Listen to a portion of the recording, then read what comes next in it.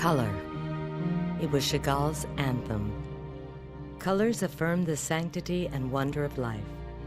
Nowhere is Chagall's love affair with color more evident than this window, which celebrates the life of John D. Rockefeller, Jr., husband of Abby, father of 6 Rockefeller children, and one of the great businessmen and philanthropists of his age. It was the second window the family commissioned to memorialize one of its own. Here, Chagall illustrates the story of the Good Samaritan, a humble traveler who comes to the aid of a stranger who had been robbed and beaten on the road.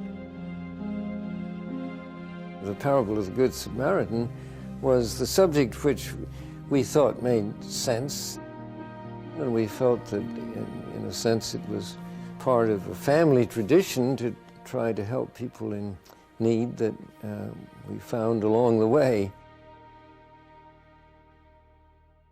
Chagall's design for the Good Samaritan window is both abstract and representational. Key elements of the biblical story include a depiction of the act of violence that begins the story. A man is beaten and robbed and left for dead. Members of his own community do not stop to assist him. It is the stranger, the Samaritan, who stops and gives him aid and comfort. The Samaritan rescues the wounded man and carries him on his horse to get help. He leaves the wounded man at an inn and pays the innkeeper for the wounded man's care. As visitors experience the entire window, they can discover other elements. For example, at the very top is a figure of a man climbing a ladder. Possibly, it is a reference to Jacob's ladder.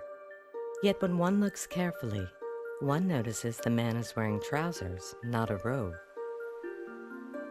Has Chagall included John D. Rockefeller, Jr. in this window, showing him ascending into heaven? Does he invite the viewers to see themselves in this beautiful creation? Chagall left no definite answers, but invited people to interpret his images for themselves.